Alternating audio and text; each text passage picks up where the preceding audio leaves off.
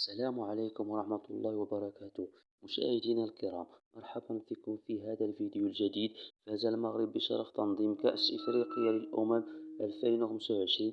في هذا الشريط ستشاهد الملاعب التي ستلعب فيها المباريات كأس إفريقيا، وهي: مولاي عبد الله بالرباط 66 ألف مقعد.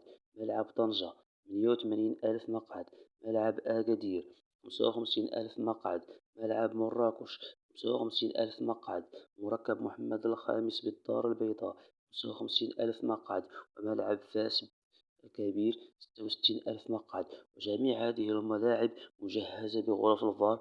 وتم أيضا تحضير ملاعب احتياطية في بركان ووجدة وقنيطرة والعبدي بالجديدة والحسن الثاني بفاس. بالإضافة إلى ذلك، قدم المغرب 24 ملعب لتدريبات الفرق المشاركة في البطولة، ملعب لكل منتخب، بالإضافة إلى ملاعب مستقلة لتدريبات الحكام. مشاهدينا الكرام، إذا أعجبكم الفيديو لا تنسوا الإعجاب بالصفحة.